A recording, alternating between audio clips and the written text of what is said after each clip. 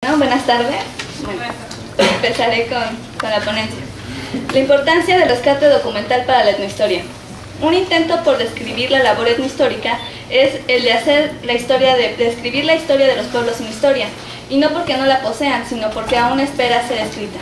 Sin embargo, no se limita a relatarnos la historia de una cultura en un espacio y en un tiempo determinado. Es capaz de problematizar y explicar la situación en la que se encuentran estas sociedades hoy en día. De manera general, la etnohistoria se caracteriza por ser interdisciplinaria, es decir, una investigación puede incluir datos etnográficos, de trabajo en archivo, arqueológicos, lingüísticos, etc. Al contrastar los datos, corroboramos la información obtenida y de esta manera sustentamos nuestro estudio. Al saber el campo de estudio etnohistórico, una de las primeras preguntas que surgen es ¿cuál es el método o métodos con el que se vale la etnohistoria para cubrir sus objetivos de estudio? Debido a la gran variedad de información con la que se apoyan los estudios etnohistóricos, son diversos los métodos con los que se abordan cada uno de los materiales que tenemos a nuestro alcance. Por ejemplo, los documentos se sirven de la paleografía para lograr ser descifrados. Los datos obtenidos en trabajo de campo necesitan de técnicas etnográficas y teorías antropológicas que los soporten. La unión de estas herramientas, tales como la paleografía y etnografía, permite enriquecer la perspectiva con la cual se va a analizar el tema de interés. Como etnohistoriadores, podemos combinar las disciplinas que nos sean pertinentes para cubrir nuestro objetivo de estudio. Sin embargo, debemos justificar académicamente tales combinaciones. Eso es a lo que llamamos marco teórico. La visión poliangular que mantienen los estudios etnohistóricos es posible gracias a las diversas fuentes que el investigador utiliza para profundizar en su tema de estudio, pues cada fuente muestra parte del contexto que la crea y el poder complementar cual pieza de rompecabezas estos materiales hace más completa la percepción de la realidad a examinar. Existen diversos tipos de fuentes, por lo tanto existen diversas formas de abordarlas y entender su naturaleza. Aproximarse a un escrito del siglo XVI, a una estela del posclásico de la cultura maya o bien al Códice Vindobonensis requiere un método en particular para lograr extraer la información deseada de cada fuente. ¿Cuántas veces hemos escuchado la frase «hay que hacer hablar a la fuente»? Frase que varios de nuestros profesores afirman para que consigamos entender la profunda relación que puede sostener el investigador con el material con el que argumenta su estudio.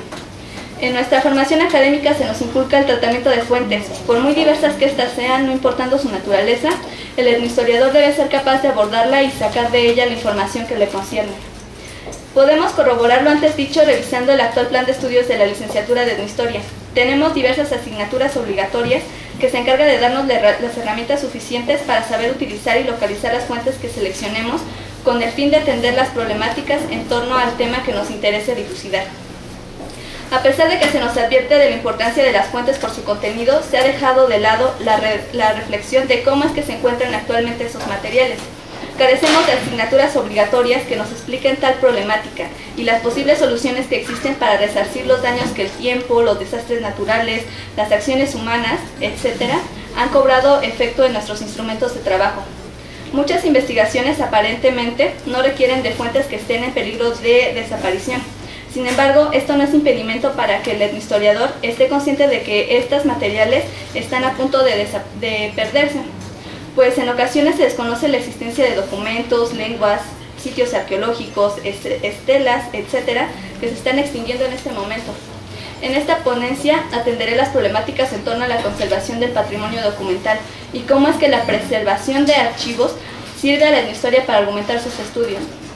Las fuentes documentales representan para el etnohistoriador una herramienta indispensable para justificar las premisas sobre su tema de interés, pues con ellas puede realizar cálculos, reconstruir la vida cotidiana, estudiar el sistema de parentesco, las organizaciones sociales, políticas, económicas, religiosas, entre otras, que se pueden obtener al analizar los documentos. Para poder comprender el valioso contenido de los escritos, es necesario entender a quienes producen los textos, el ser humano. Y son las ciencias sociales las encargadas de comprender varios aspectos que caracterizan y explican al ser humano. Las ciencias exactas tienen un objeto de estudio estático y las transformaciones que experimenta éste se pueden repetir una y otra vez obteniendo el mismo resultado. En cambio, las ciencias sociales, donde el ser humano es el objeto central de sus investigaciones, se enfrenta a los constantes cambios que sufre éste, los cuales lo llevan a realizar una serie de acciones que no se pueden repetir, es decir, los fenómenos sociales. La diferencia entre las ciencias exactas y las ciencias sociales radica en su objeto de estudio. Es por esto que los científicos sociales definen al ser humano como sujeto de estudio para poder transformarlo en objeto y así poder analizarlo. Para lograr aproximarnos a nuestro sujeto de estudio, la etnohistoria, como ya mencioné anteriormente, se argumenta en la cultura material, memoria oral, entre otros aspectos de la sociedad que pretende examinar. Dentro de la cultura material que produce el ser humano encontramos a los documentos. Cuando la memoria humana no basta para contener diversos acontecimientos o los mismos se necesitan perpetuar, se recurre a plasmarlo en algún soporte. La invención de la escritura, en cualquiera de sus formas, resguarda la información de un colectivo para transmitirla. En un primer momento, la escritura y la lectura de dichos escritos estaba reservada para algunos miembros de la comunidad. Con el paso del tiempo puede que se haga pública esta información. Una de las consecuencias que trae consigo la escritura es, como menciona Idalia García Aguilar, cito: con el establecimiento de las sociedades, de las jerarquías y primordialmente de las instituciones aunadas a la herramienta de la escritura, el acontecer cotidiano, es decir, la relación directa entre los seres humanos, produjo el documento, objeto que funcionó y sigue desempeñando un papel como testimonio más o menos fidedigno de lo acontecido. El documento sirve de argumentación del pasado, pues es a partir del registro de las actividades humanas que el hombre elabora su conciencia histórica, la cual le proporciona identidad y cohesión social. Los documentos, como ya mencioné anteriormente, reflejan una parte de la realidad en la que han sido creados, contienen el discurso y por lo tanto el pensamiento de los sujetos que lo producen, dejan entrever lo que sucede e incluso lo que no aconteció en un periodo y lugar determinado. Otra función que caracteriza a los documentos es legitimar algún hecho. La etnohistoria debe ratificar la información que plasman los documentos a través de la comparación con otra clase de datos. Se cuestiona la veracidad del contenido de los escritos a través de la llamada crítica interna y externa de las fuentes. La crítica externa consiste en determinar si el documento es auténtico, por medio de un estudio físico de los componentes del mismo. Se examina el material del soporte, de la tinta o pigmentos utilizados, entre otros procedimientos que se aplican sobre el documento. En este nivel de análisis, los restauradores forman parte esencial de la investigación. En cuanto a la crítica interna se refiere, radica en averiguar si el contenido del escrito es correcto. Se recurre a otra clase de fuentes que sustente la veracidad del texto. Podemos valernos de crónicas, periódicos, memoria oral, etc. En este punto de investigación es cuando el etnohistoriador utiliza todas las herramientas posibles para corroborar los datos y así respaldar su estudio. Sin embargo, para el estudio del ser humano no basta con las fuentes documentales, pues la memoria de los pueblos no se mantiene a base de escritos. Son importantes para recordar y legitimar su pasado, pero forman solo una parte de la realidad a dilucidar. Al dejar en claro la importancia de los documentos para los estudios etnohistóricos y finalmente de las ciencias sociales, pasemos a explicar la problemática actual de los archivos en las comunidades. Los archivos de las comunidades guardan celosamente sus documentos, sin embargo, existen diversos factores que afectan a su conservación. Inundaciones, terremotos, incendios, la acción humana e incluso el paso del tiempo traen como consecuencia la destrucción de los mismos. Las comunidades permanecen aisladas históricamente hablando por el desconocimiento de estos archivos, entre otros factores. Hay piezas del rompecabezas que no aparecen, esos huecos históricos que pueden ser llenados satisfactoriamente con la ayuda de los documentos existentes en las comunidades.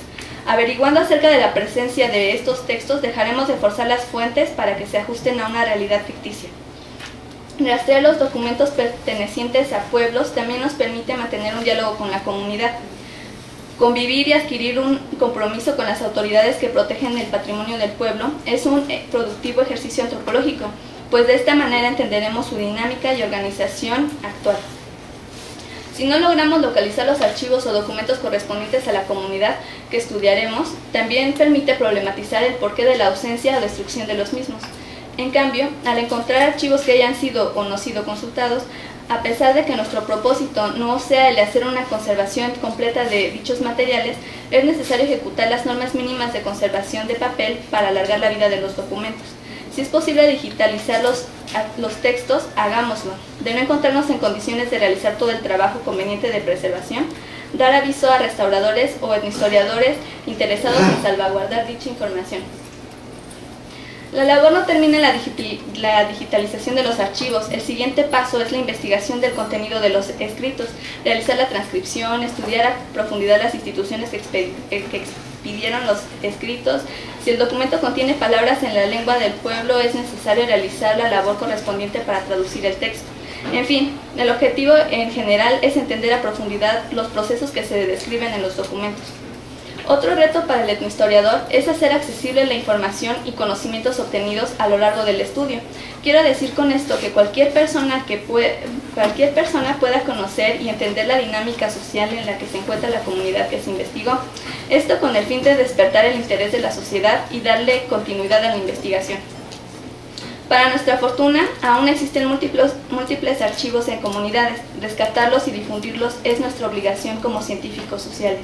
Sin embargo, como afirma Idalia García Aguilar, no podemos proteger lo que no conocemos a profundidad. Es necesario rastrear y conservar los acervos existentes. Podemos valernos de múltiples instituciones que se encargan de esta labor, como ADAVI, Apoyo al Desarrollo de Archivos y Bibliotecas de México. De igual forma, la UNESCO contribuye con su proyecto Memoria del Mundo, Directrices para la Salvaguardia del Patrimonio Documental. Como indiqué desde el principio de esta ponencia, en nuestra formación académica como historiadores, muy pocas veces se nos fomenta la importancia de rescatar las fuentes que utilizamos en nuestras investigaciones.